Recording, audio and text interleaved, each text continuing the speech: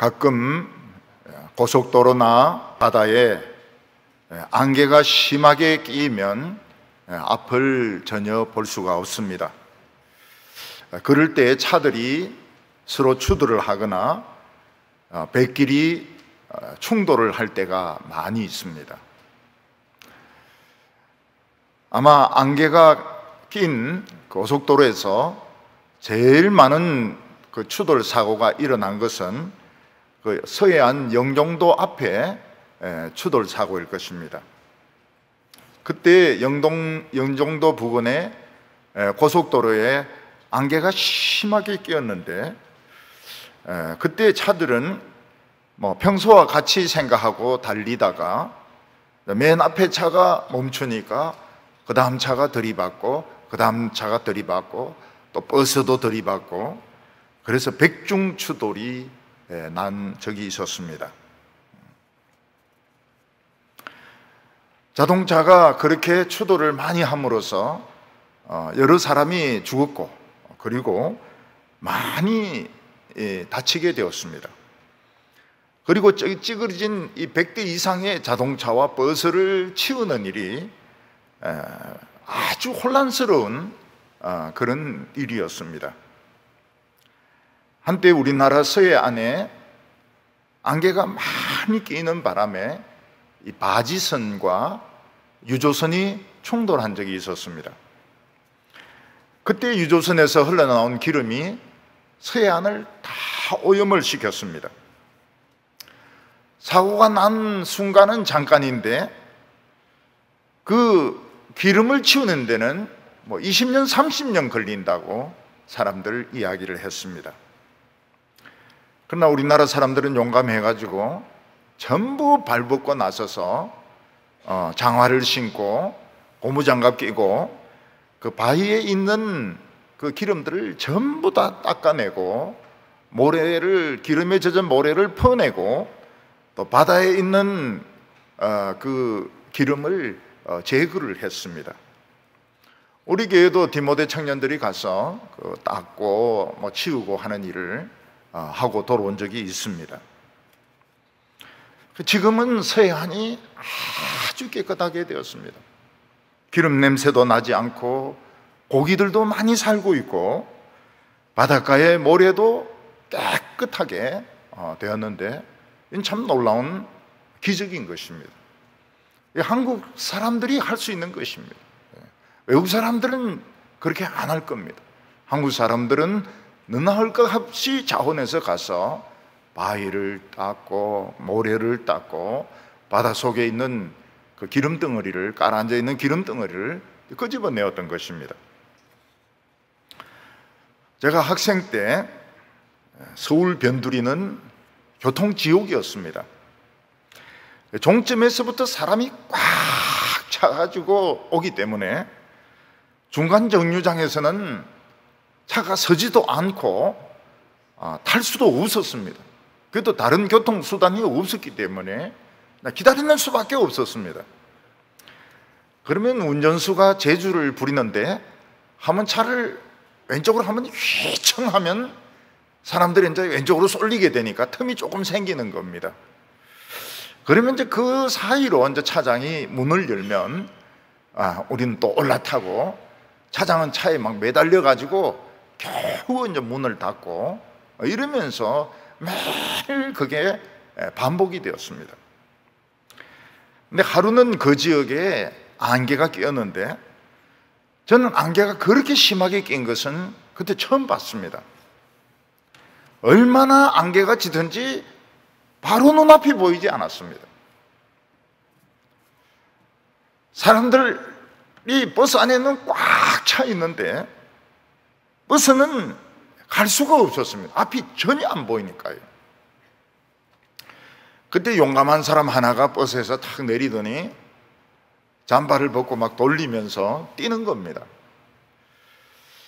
운전수는 그 사람 잠바만 보고 이제 따라가는 거예요. 제가 생각하기에 그 사람은 한 8km 정도 뛴 것 같습니다.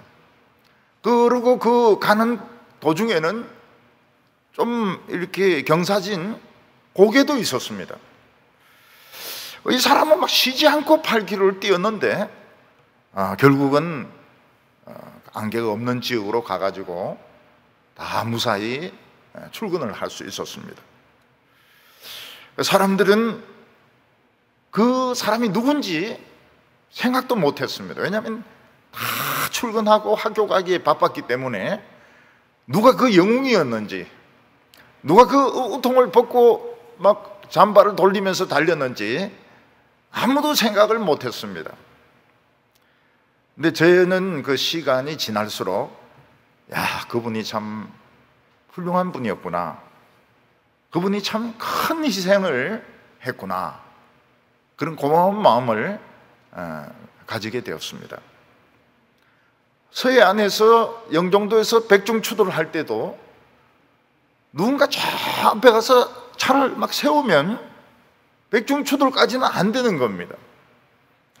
근데 사람들이 막 정신이 없어가지고 막 다치고 피 흘리고 뭐 이러니까 아무도 차를 세우는 사람이 없어서 오면 충돌하고 오면 충돌하고 오면 충돌하고 100대나 충돌을 했던 것입니다.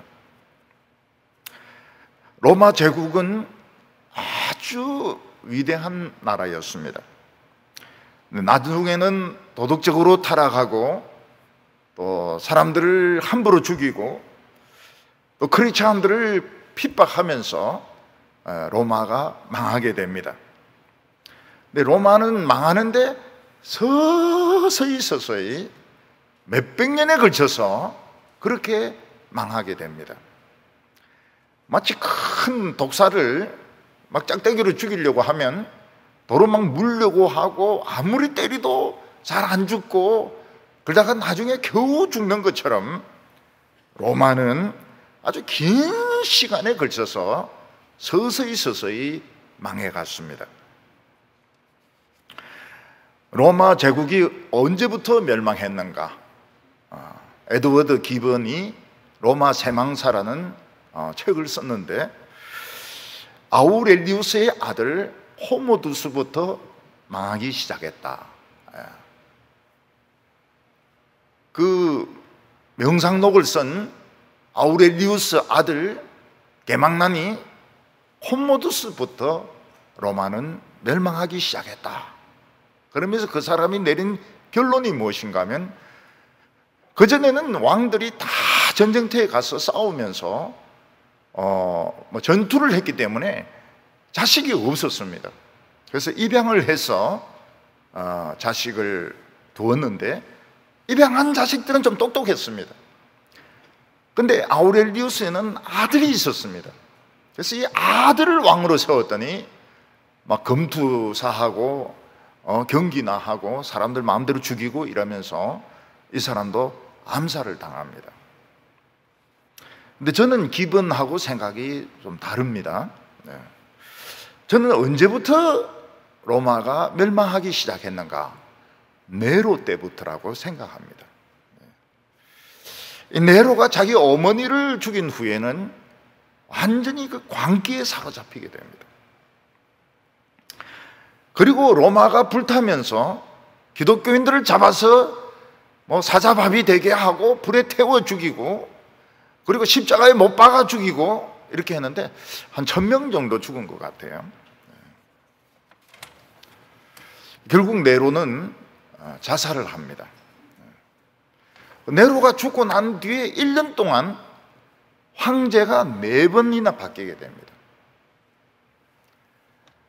이 사람이 왕이 되면 다음 사람이 또 다른 사람이 또 왕이라고 주장하고 또 서로 싸워서 죽이고 또 왕이 또 새로 나타나고 또 죽이고 이러면서 1년 동안에 로마 황제가 4명이 바뀌게 됩니다. 내랑기를 쓴 타키투스의 글을 읽어보면 그때 로마가 얼마나 혼란스러웠는가, 사람들이 얼마나 그 많은 고통을 받았는가 하는 것을 아주 자세하게 내랑기에 적어 놓은 것을 볼 수가 있습니다.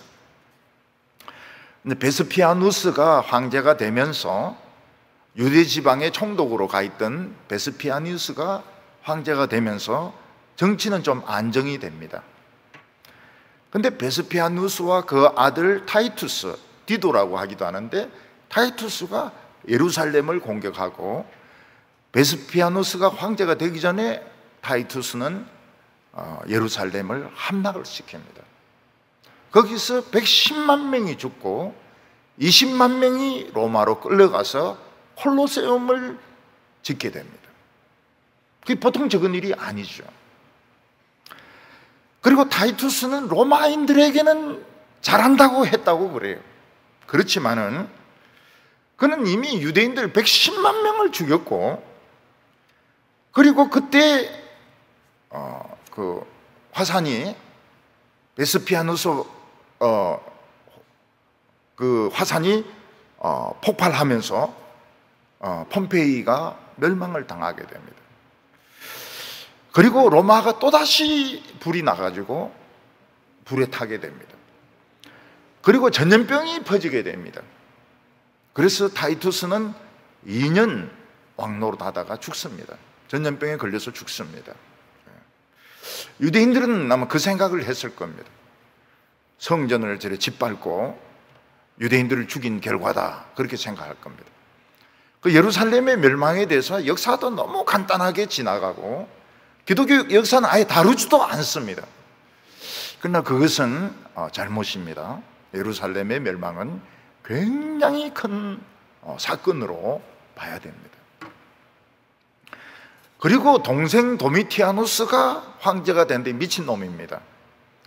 그래서 자기를 하나님이라 부르게 하고 또 황제에게 분향하게 하고, 그렇게 하지 않는 사람은 죽이고, 그때 사도 요한이 밤모섬에 유배되어 가서 돌을 캐느라고 고생을 굉장히 많이 하게 됩니다.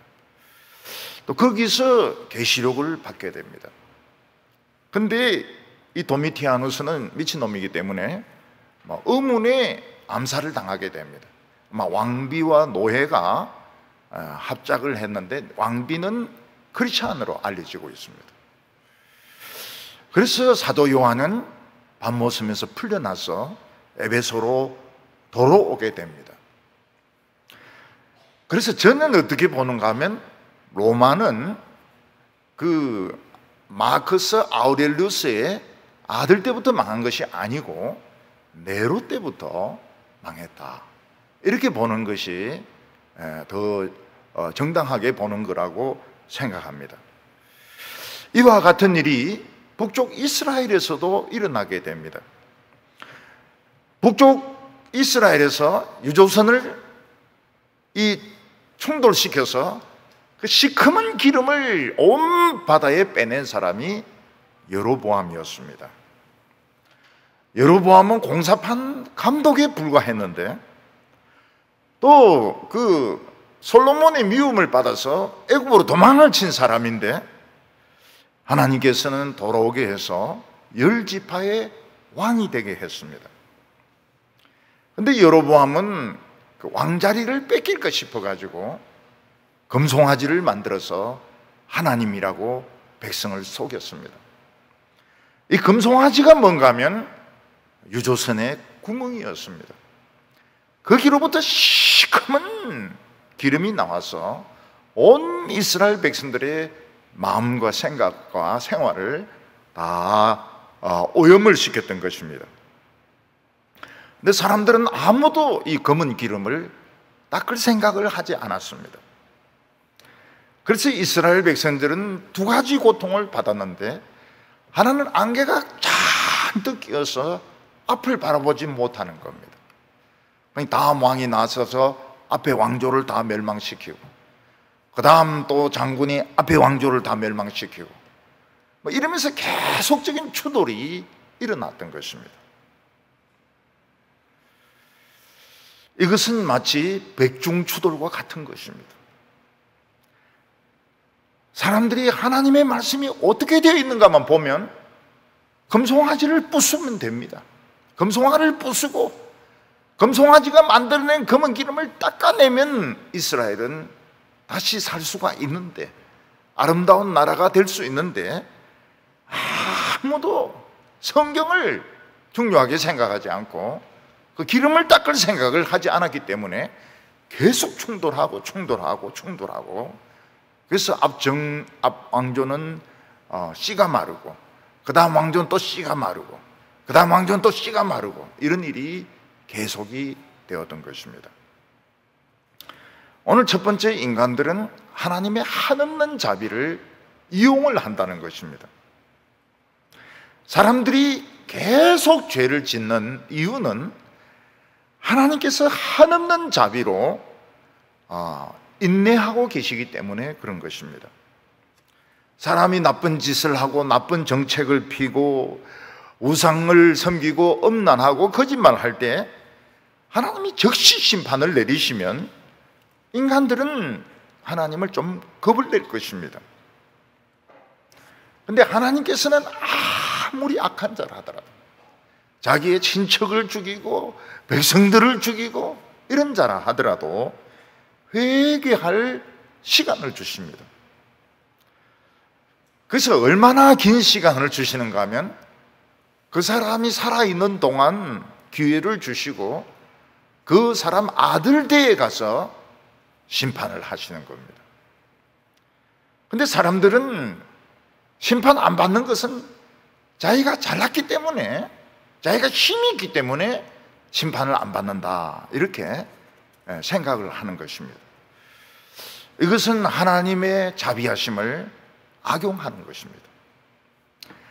이스라엘의 시커먼 기름을 유출시킨 장본인은 여로보암이었습니다. 여로보암은 만들어서는 안 되는 금송아지를 만들어 가지고 온 이스라엘을 오염시켰습니다. 이스라엘을 바다에 비유하면 바다 속에도 기름덩어리가 가라앉아 있고 모든 바위나 모래가 다 검은 기름으로 오염된 상태고 물고기도 살 수 없고 거기는 뭐 어떤 생물도 살 수 없는 그런 죽음의 바다였던 것입니다. 근데 아무도 그 기름을 닦으려고 하지 않았습니다. 그래서 이스라엘 백성들은 미래를 알 수 없는 그 불안과 두려움, 그 안개의 고통을 받았고, 또 하나는 온 세상을 오염시키고 있는 이 검은 기름, 도덕적인 타락의 고통을 받고 있었던 것입니다. 하나님은 아이야라고 하는 늙은 선지자를 통해서 여로보암에게 경고를 했습니다. 나는 너를 정말 보잘것없는 봉사판에서 왕으로 세웠는데 너는 금송아지를 만들어서 백성들을 타락을 시켰다. 그래서 너와 너 가족과 친척들은 전부 깡그리 멸망을 할 텐데, 들에서 죽은 자는 새가 그 시체를 뜯어먹고 성 안에서 죽은 자는 개가 그 시체를 뜯어먹을 것이라고 예언을 했습니다. 그런데 여로보암은 그 말을 신뢰하지 않았습니다. 말씀은 그냥 말씀 아닙니까? 늙은 선지자, 앞도 보지 못하고 언제 죽을지도 모르는 이 늙은 선지자의 말을 왜 믿어야 됩니까? 그래서 여로보암은 아야가 하는 말을 신뢰하지 않았던 것입니다. 여로보암의 부인이 성에 들어갈 때 아이가 죽는 것을 통해서 하나님께서 표적을 보여주셨지만은 오히려 여로보암은 더 하나님께 대하여 반항적이었습니다.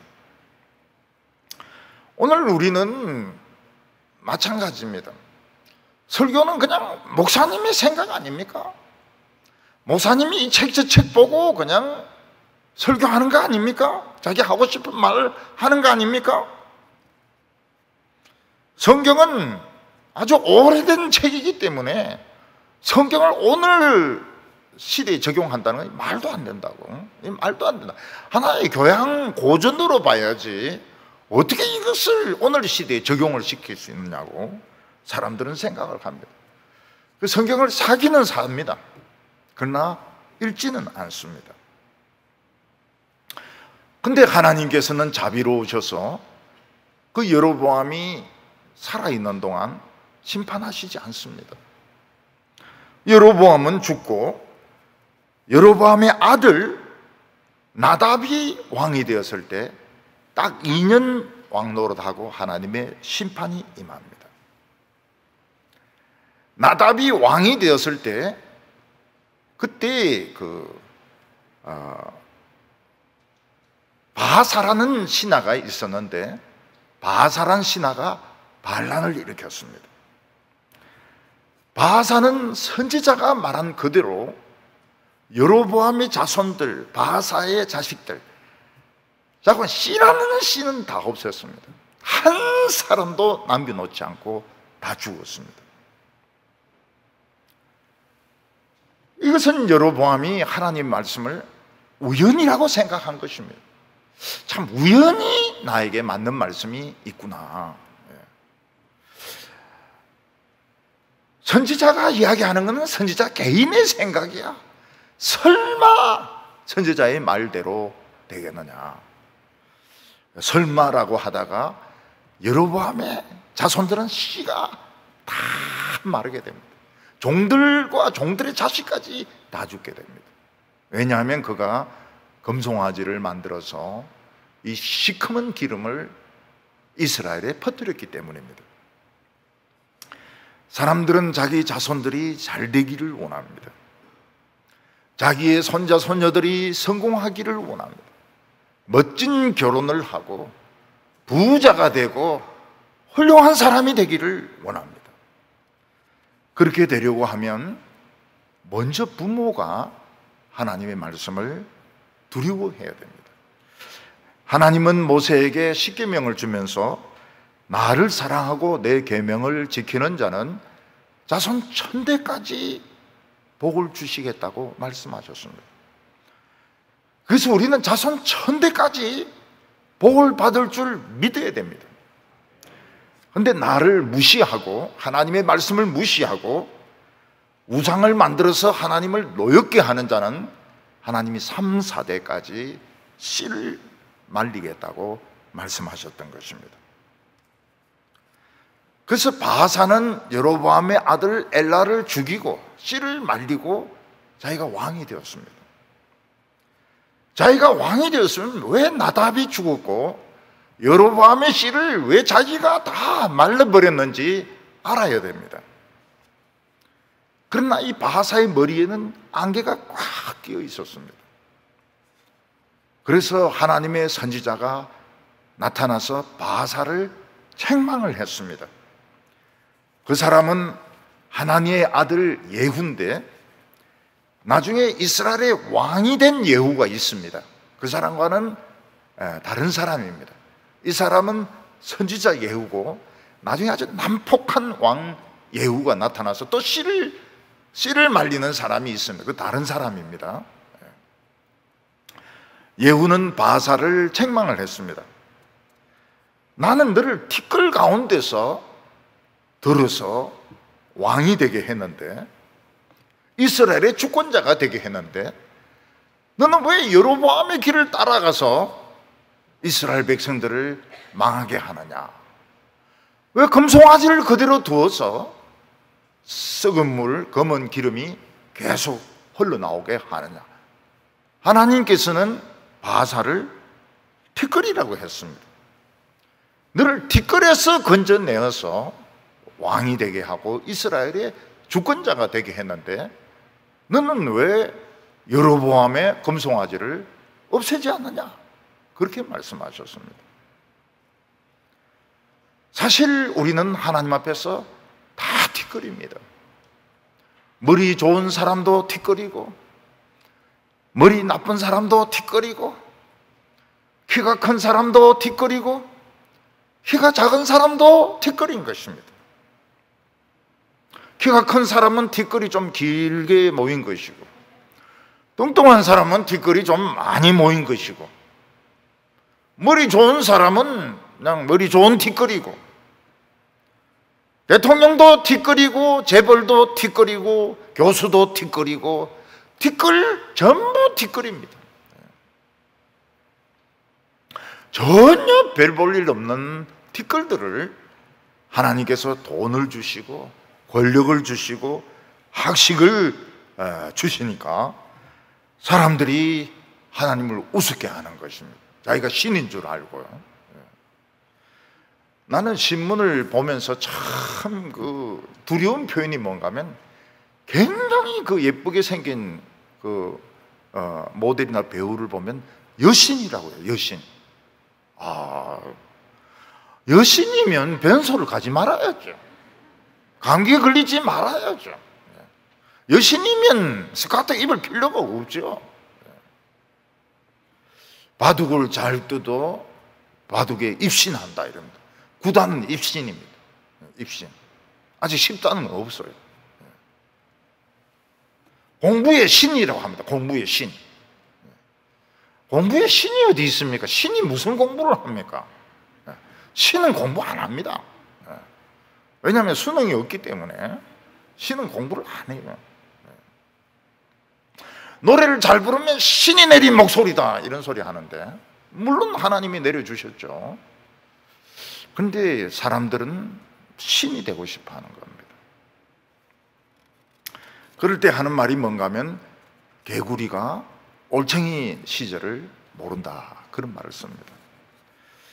옛날에는 형편없는 그 뒷거리였는데 하나님께서 막 들어서 쓰시니까 자기가 최고인 줄을 아는 겁니다.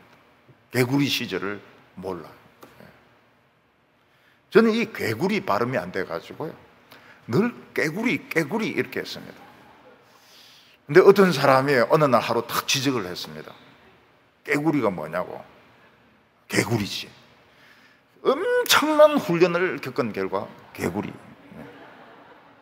창고 그것도 아니더라고요.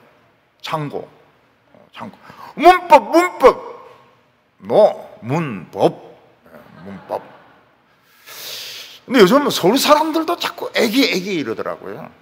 경상도 사람은 막 다 100% 애기고 아기를. 처음에 제가 서울 갔을 때 애기를 놓고 이러니까 다 웃는 거예요. 애기를 어디에 놓아뒀냐고. 다 웃는 거예요. 그 사람들은 딱 분별을 해요. 아기를 낳고 이렇게 해야 되는데 경상도 사람들은 전부 아기를 놓고 이렇게 하거든. 그래 참 그 비웃음과 조롱을 많이 당했습니다. 오늘 제가 그냥 만들어진 게 아닙니다. 수없는 개구리, 아기를 놓고 이런 그 압박과 서름 가운데서 수천 번 연습을 해가지고 저는 꼭 아기라고 합니다. 아기를 낳고 그 쌀 사러 가가지고 살 주세요. 이래 막 웃는 거야. 얘가 살을 달라고 한다고. 그러니까 이게 지금은 서울 가도 워낙 지방 사람들이 많아가지고 막 그런 구별이 안 되죠. 그런데 옛날에는 이게 딱 구별이 되니까 야, 내 살을 어떻게 주냐 막 이렇게 하니까 막 얼마나 창피했는지 몰라요.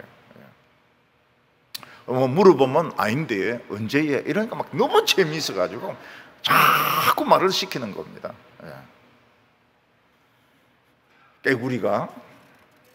개구리가 올챙이 시절을 모르는 겁니다. 우리는 다 뒷거리고 뒷글로 돌아갈 것입니다. 우린 신이 아닙니다. 우린 성도입니다.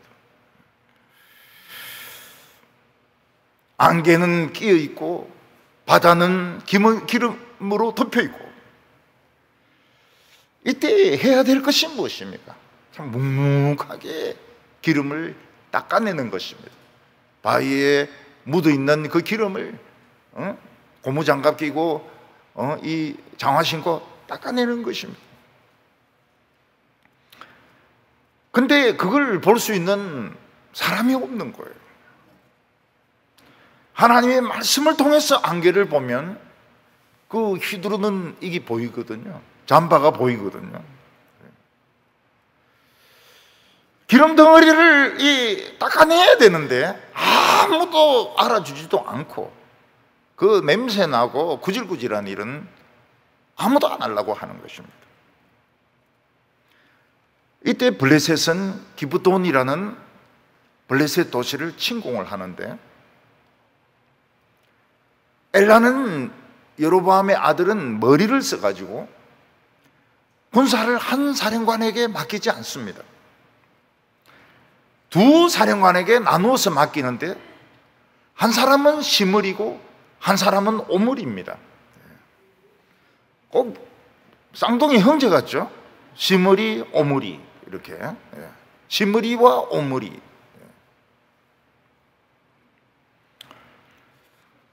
시므리는 보니까 왕궁을 지키고 있고 오므리는 블레셋을 공격하고 있습니다.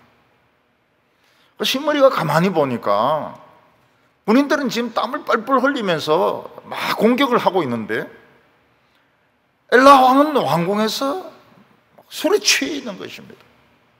궁녀들이 막 춤추는 것을 구경하고 있는 것입니다. 그래서 시므리는 이 엘라는 왕될 자격이 없다. 그래서 왕궁에 들어가서 그냥 바로 찔러 죽여버립니다. 뭐 반란도 필요 없습니다. 그냥 칼 들고 들어가서 찔러 죽여버립니다. 그리고 자기가 왕이다 이렇게 해서 시므리가 왕이 됩니다. 오므리는 뭘 오므릴까요?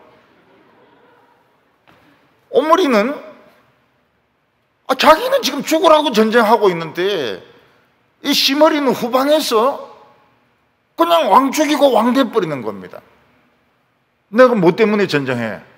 오므리야지. 그래가지고 그냥 절수를 하는 겁니다. 근데 그동안에 시므리는 이 엘라의 바사죠. 바사의 씨를 싹 다 죽입니다. 전부 다 죽입니다. 그때 이제 오므리가 왔습니다. 오므리가 왕이 되려고 자기도 왕이다 이러니까 또 군사가 또 반으로 나누어져요. 그래서 한 사람이 자기도 왕이다. 왕이 3명이 나오게 되는 겁니다. 그때 오므리가 자기를 반대했던 장군을 죽입니다. 굉장히 빨리 죽입니다. 그리고 폭풍 같은 속도로 수도 디르사로 몰려와 가지고 포위를 합니다. 시므리는 딱 생각해 보니까 자기가 오므리를 이길 수가 없지 않습니까? 오므리니까 벌써 딱 포위를 하는 겁니다. 그래서 오므리는 왕궁에 들어가서 불을 지르고 거기서 자살을 합니다. 시므리가 왕노릇한 기간이 뭔가 하면 7일입니다. 7일. 7일 동안에 그가 한 것이 무엇입니까? 바사의 자손들의 씨를 말린 것입니다. 씨를 말린 것. 바사는 여로보암의 씨를 말리고, 그리고 시므리는 바사의 아들과 그 조속들의 씨를 말리고, 그리고 왕궁에 불을 지르고 자살을 합니다. 그러니까 일주일용 왕인 것이죠. 일주일 동안 하나님께서 시므리에게 기회를 주셨던 것입니다. 중국의 어떤 왕도 미인에게 미쳤습니다. 이 미인이 웃지를 않아요. 웃지를 않아요. 아무리 웃겨도 웃지를 않아요. 근데 비단을 찢으면 웃는 겁니다. 왕비가 웃는 것을 보기 위해서 전국에 있는 비단을 모아가지고 찢습니다. 그러니까 웃어요. 웃습니다. 그리고 언제 또 웃느냐면 사람을 죽일 때 또 웃는 겁니다. 그래서 막 죄수들을 막 이 뜨거운 이 철봉 위를 지나가게 해서 떨어져 죽게 하고 이러면 웃는 거예요. 왕은 그 왕비인데 빠져가지고 전국에 있는 비단을 다 찢어버리고 뭐 신하나 많은 사람들을 죽이고 주지육림을 만들었습니다. 주지육림. 그래서 나무에 고기를 이제 걸어놓고 연못에서는 술을 채우고 모든 신하들이 벌거벗고 거기 들어가서 술을 퍼마시고 고기를 뜯어먹는 겁니다. 그 미친 짓 보고 반란이 안 일어납니까?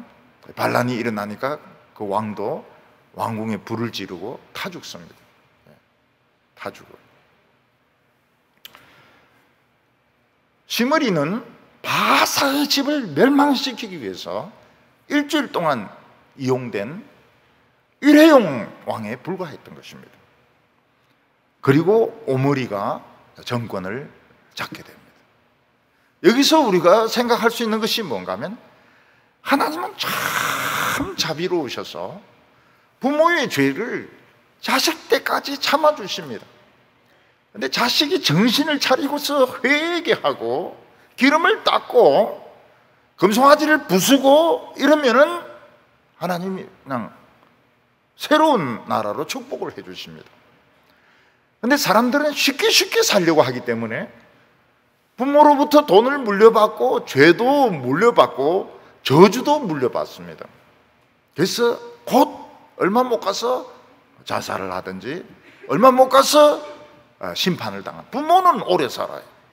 근데 자식은 오래 살지 못합니다.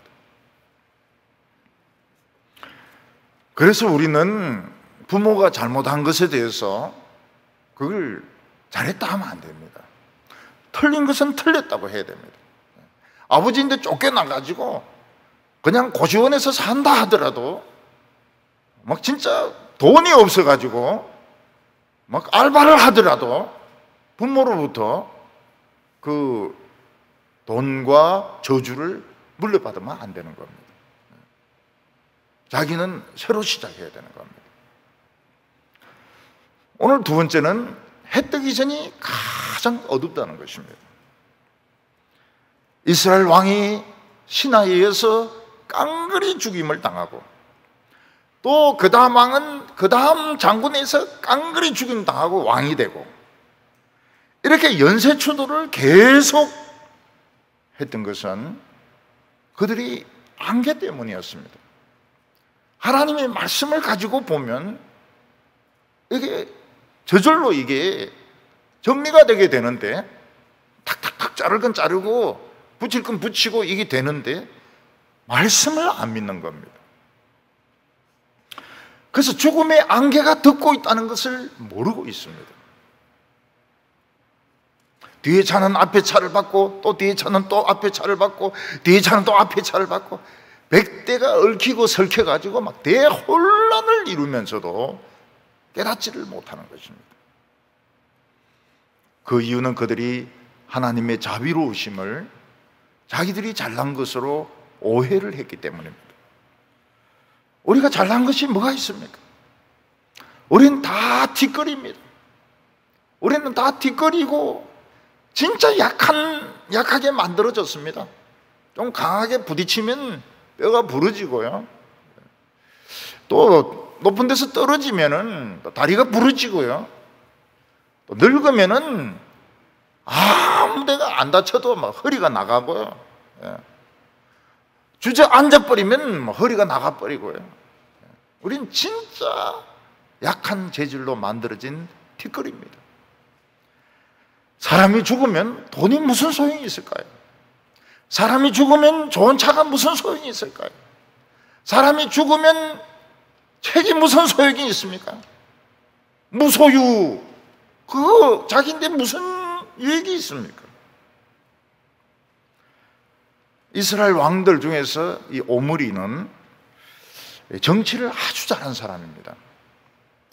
그래서 수십 년 전에 모압의 비석이라 하는 비석이 발견됐는데, 그 비석에 오므리 왕의 이야기가 나옵니다. 오므리가 외교를 굉장히 잘했던 것 같아요. 그리고 오므리는 지금 있는 그 수도가 디르사가 참 아름다운 성입니다. 아름다운 성이지만 방어하는 데는 굉장히 약하다는 것을 알고 세메레라는 사람에게서 돈을 주고 산을 삽니다.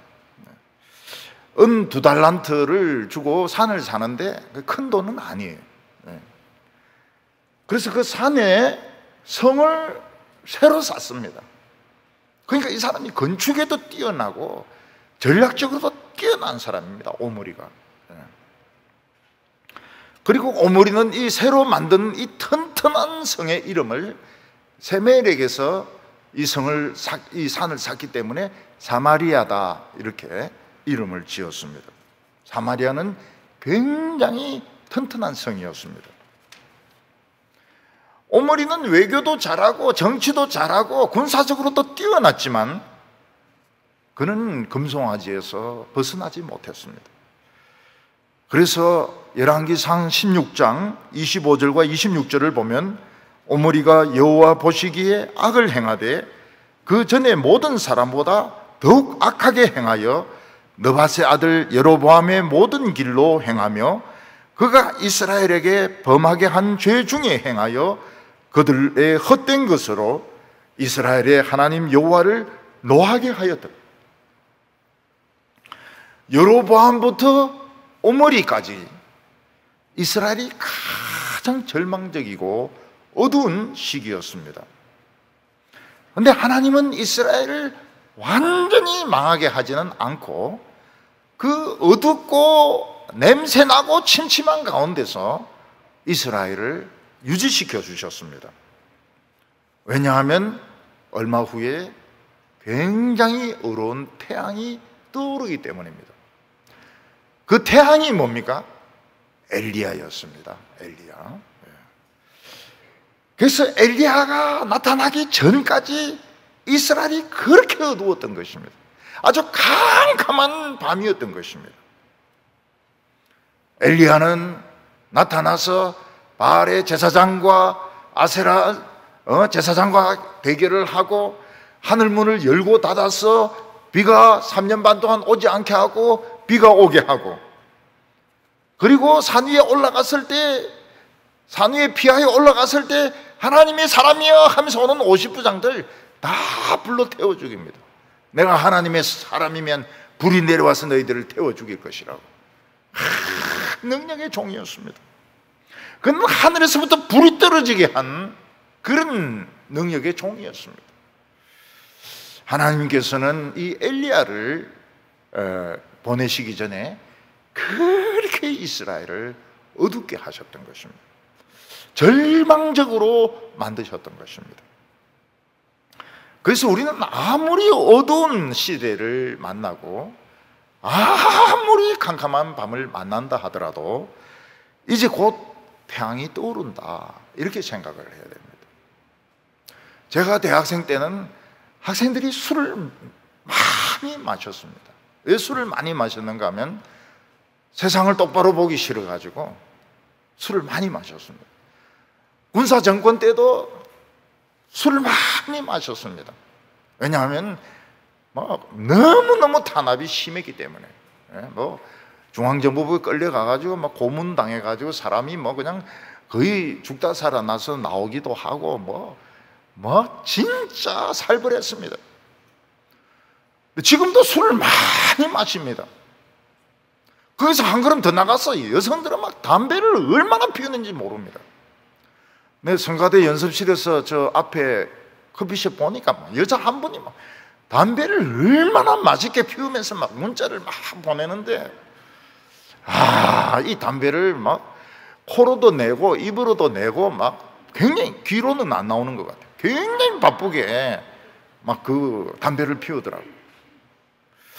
이 사람들은 독재도 아닌데, 유신도 아니고 독재도 아닌데 왜 그래 술을 많이 마시는가? 이해가 안 되는 겁니다. 우리는 절망해할 필요가 없습니다. 어두운 때일수록 태양이 찬란하게 떠오릅니다. 그래서 참아야 됩니다. 참아야 되고 기름을 닦아야 됩니다. 기름을 닦아야 되고, 그리고 하나님 말씀을 가지고 안개를 보는 훈련을 해야 됩니다. 그러면 이 위대한 선지자가 나타나는 것입니다. 그래서 예수님이 오셨을 때에도 사람들은 흑암에 앉아 있었고 사망의 그늘에 있었다고 말씀하고 있습니다. 그 예수님이 태양으로 나타나신 것이죠. 그러나 이스라엘 백성들은 하나님 말씀을 너무 업신여겼습니다. 얼마나 업신여겼는가 하면 하나님의 말씀을 내놓고 반항을 했습니다. 하나님은 여호수아를 통해서 여리고를 멸망시키면서 여리고를 영원히 저주한다.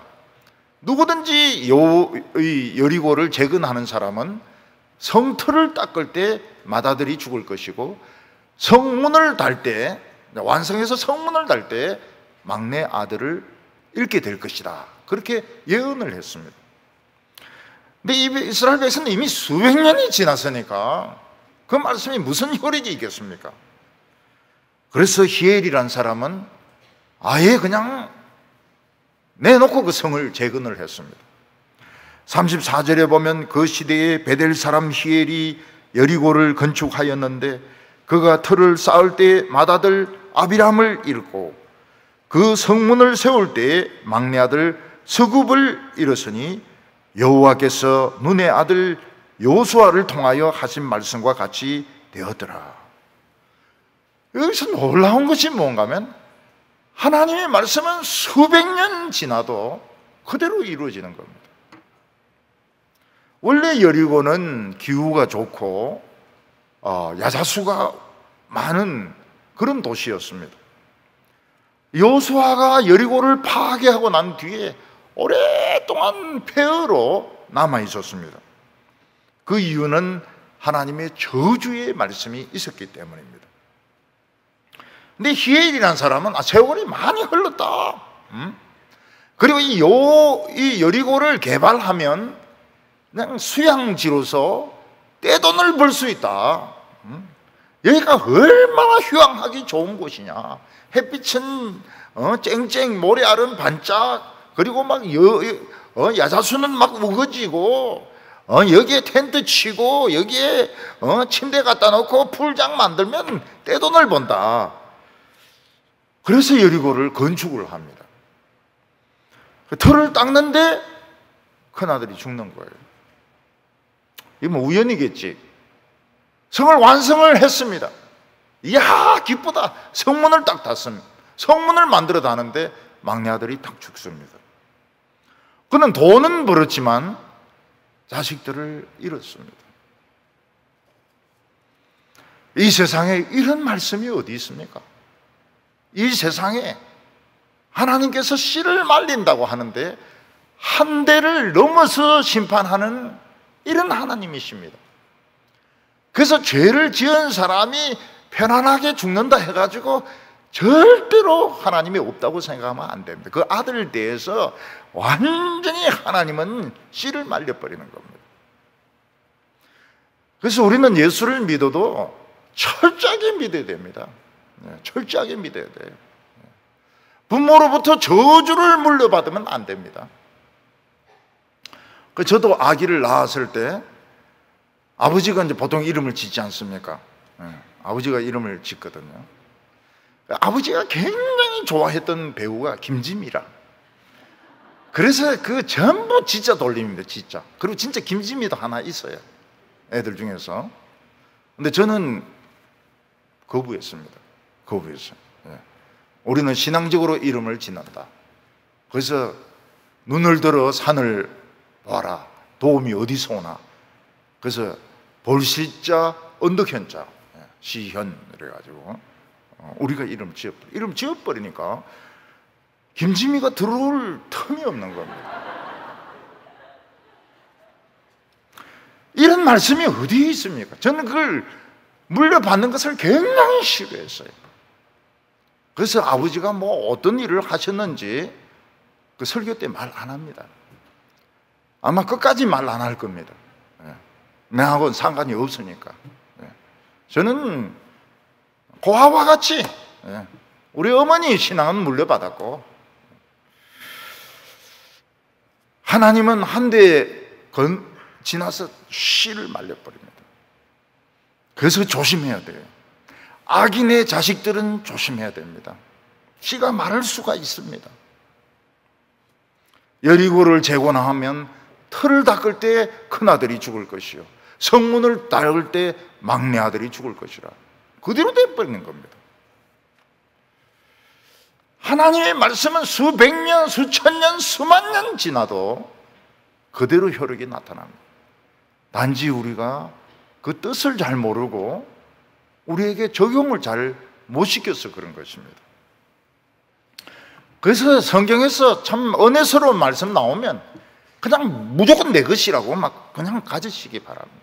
나에게 주시는 말씀이다. 아멘, 할렐루야. 나쁜 말씀은 원수들에게 적용을 시키는 겁니다. 이 세상의 더러운 기름덩어리, 그거는 닦으면서 죄의 덩어리는 안 닦습니다. 은폐를 시켜요. 은폐를. 밑에 얼마나 많은 기름이 지금 깔아앉아 있는지 모릅니다. 지금. 그래서 이제 그 옛날에 검사하던 친구를 뭐 우연히 만나가지고 물어보니까 못 캔다는 거예요. 캐면 이게 위에까지 올라가기 때문에 나라 망한다는 거예요. 그래서 검사가 하는 역할은 쪼무레기들 잡아놓고 그냥 묻어버린다는 거예요. 참 정직하다. 응? 누가 정직한 이야기를 했다. 짙은 안개 속에서 정말 우통을 벗고 막 잠바를 돌릴 수 있는 이런 미친 사람이죠. 근데 그 때문에 다 사는 겁니다. 오늘 세 번째로는 금송아지가 뭐냐 하는 것입니다. 우리나라에 IMF가 왔을 때 사람들이 집에 있는 금수저, 뭐 금브로치 이런 것을 막 내놨습니다. 근데 그 중에 금 뚜꺼비도 있습니다. 이 뚜꺼비가 징그럽지만 금으로 만든 뚜꺼비는 이거 굉장히 이거는 보물이죠. 근데 우리나라 사람들이 보기에는 뭐 금 모으고 이런 게 별게 아닌 것 같지만은 외국 사람들은 굉장히 그 감동적이었던 것 같아요. 한국 사람들이 IMF를 이기기 위해서 금을 모았다. 금 뚜꺼비를 그냥 내놨다. 송아지는 보기에도 좋지만 금으로 만들면 이 돈이 엄청 비싼 겁니다. 뇌물로 딱 좋은 것이 금송아지죠. 옛날에 사자 있는 사람과 결혼하려고 그러면은 판사, 검사 뭐 이런 사자 있는 사람하고 결혼하려면 열쇠 3개를 준비해야 된다고 이야기했습니다. 아무 열쇠나 가져가면 안 돼요. 자동차 포르쉐 열쇠, 집 맨션 열쇠, 그리고 무슨 뭐 사무실 열쇠. 신성한 결혼이 그런 식으로 뭐 사가 뭐길래. 근데 보니까 사들이 돈이 굉장히 많더라고요. 수십억에서 수백억이 되더라고요. 그거 다 장모인데 물려받은 거라고요. 그게 열쇠 아닙니까? 열쇠. 그런 더러운 결혼을 왜 하는지 내가 모르겠어요. 결혼은 정말 사랑하는 사람하고 하는 거지 무슨 사자하고 결혼을 하는 건지 이해가 안 돼요. 이해가 안 돼요. 우리나라 사람들은 누가 별 달면 금으로 별을 만들어 가지고 바칩니다.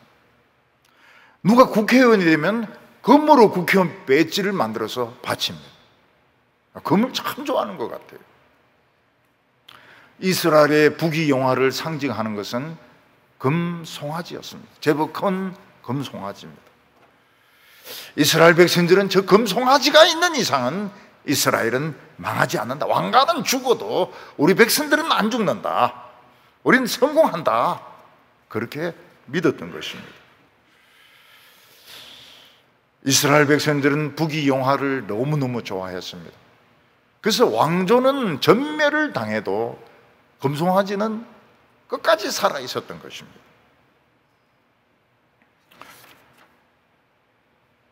이스라엘 백성들은 금송아지가 복을 주는 하나님이라고 믿었습니다. 근데 하나님이 제일 싫어하는 것이 금송아지였습니다. 왜 이런 차이가 납니까? 이스라엘 백성들은 금송아지를 보면서 부자가 될 것을 꿈꾸는데 하나님은 금송아지를 보면 너무너무 싫어하시는 거예요. 그것은 이스라엘 백성들의 심장이 기름범벅이 되어서 양심이 시커멓게 되어서 실체를 보지 못하기 때문에 그런 것입니다. 하나님은 얼마나 찬란한 분이십니까? 하나님은 얼마나 능력이 있는 분이십니까?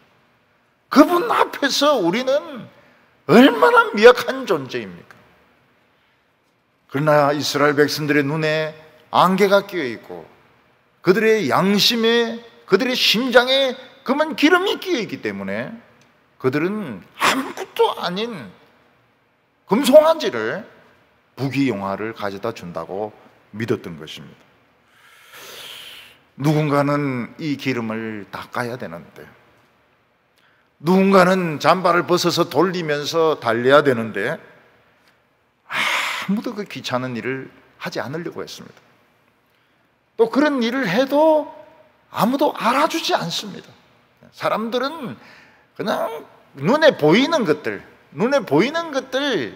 이런 거, 잘생기고 똑똑하고 말 잘하고 학식이 있는 것 같고 이런 걸 알아주지, 기름 닦는 이런 잡부 갖고 난닝구 채로 막 이 옷 돌리는 이 미친놈은 안 좋아하는 것입니다. 오늘 우리에게도 마찬가지입니다. 이 세상의 성공, 이 세상의 부귀영화 얼마나 탐스럽습니까? 예, 성공과 부귀영화 얼마나 탐스럽습니까? 사람들은 옛날에는 벤츠 차를 성공의 상징이라고 생각했습니다. 그러다가 그 사람들은 이제 일본의 그 렉서스를 또 성공의 상징으로 생각했습니다. 그러니까 벤츠 500 시리즈, 그 다음에 렉서스 500, 이게 성공의 상징으로 생각했습니다.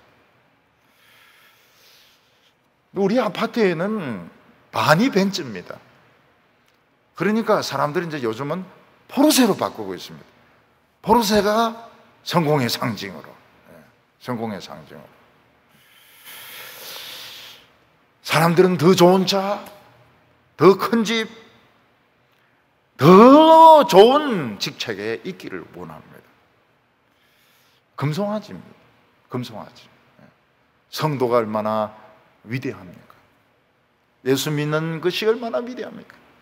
예수 믿는 어린이, 예수 믿는 청년, 예수 믿는 여성들, 예수 믿는 노인들 얼마나 영광스럽습니까? 하나님의 말씀이 얼마나 영광스럽습니까? 그런데 사람들은 그걸 무시합니다. 왜냐하면 눈에 보이는 것이 그게 아니거든요. 우리는 허영의 도시에서 너무 오래 살면서 우리의 머리와 가슴에 돈이 이제 다 칠갑이 되어버렸습니다. 돈이 딱 붙어버렸어요. 머리와 가슴에 돈이 붙어버렸습니다. 교회는 제일 중요한 것이 순수한 열정이거든요. 순수한 열정. 근데 돈이 지금 머리와 가슴에 지금 가득 채우고 있습니다. 무의식의 세계까지 돈이 들어와 있습니다. 저는 어렸을 때 제일 기뻤던 꿈이 길에서 돈 줍는 꿈이었습니다.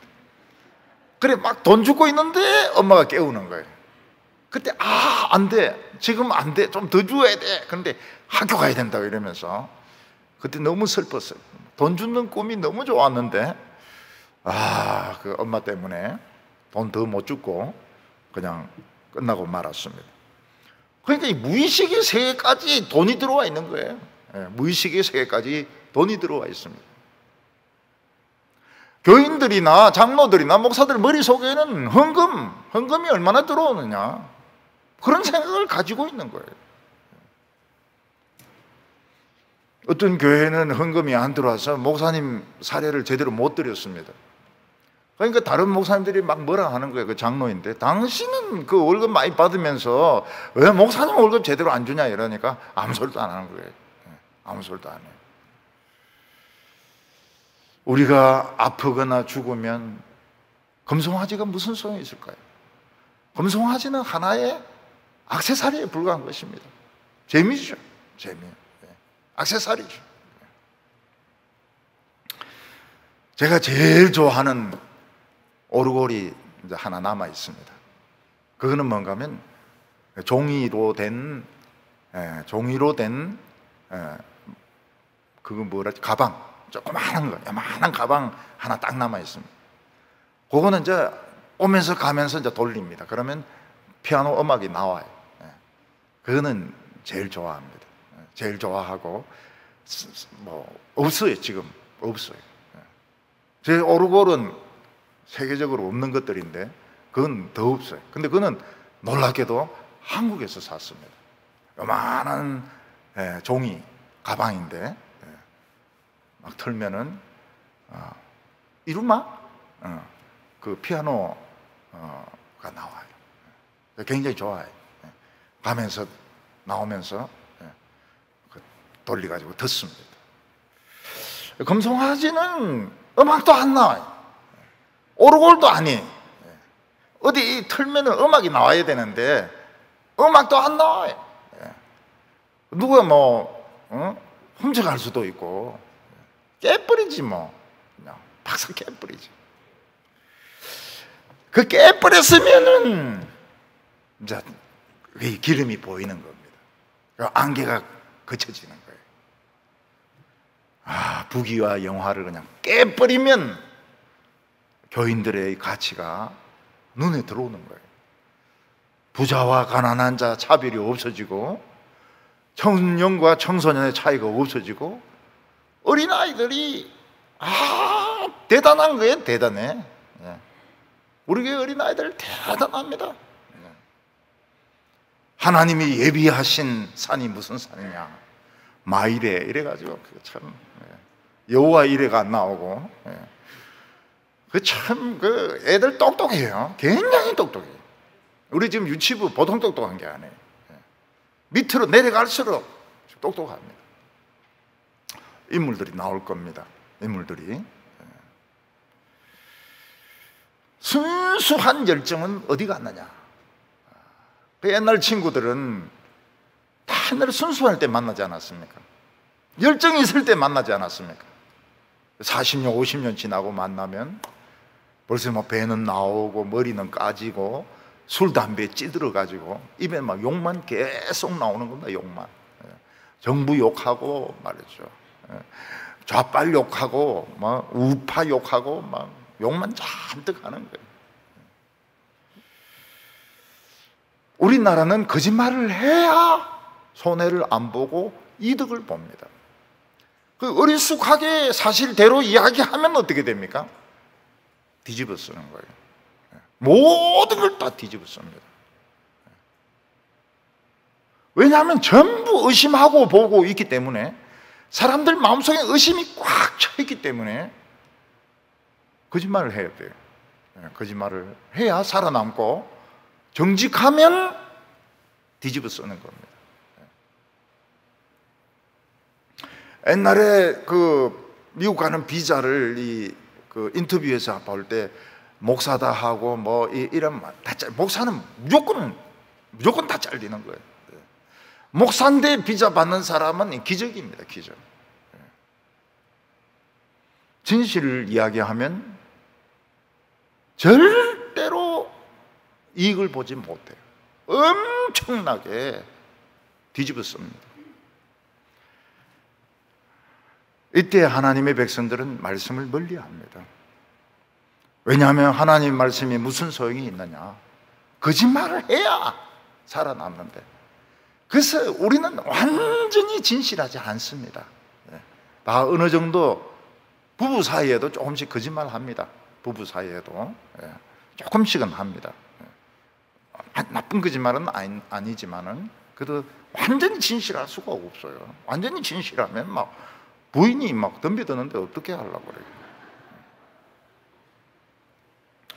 우리는 저 불과 얼마 전까지 큰 교회에 교인들이 막 몇만 명씩 모여서 예배드리는 교회가 얼마나 부러워했는지 모릅니다. 그런 교회의 목사님은 연예인보다 더 높고 정치인보다 더 높았습니다. 대단했습니다. 근데 지금은 달라지게 되었습니다. 코로나가 바꿔버렸습니다. 그 큰 교회에 교인들이 2명씩 앉습니다. 2명씩. 나머지는 다 어디 갔습니까? 뭐 인터넷으로 듣는다 이러는데 우리 교인들은 인터넷으로 듣더라고요. 지금도 한 1000명 정도는 인터넷으로 들어요. 듣더라고요.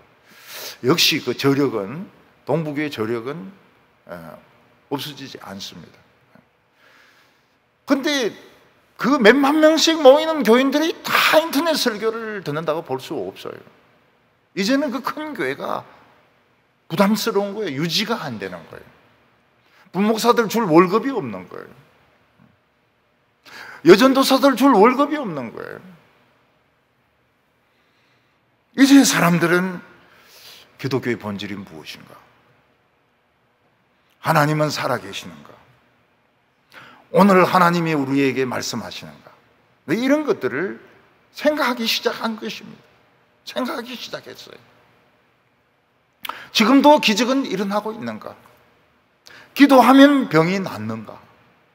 이거를 지금 생각하고 있습니다.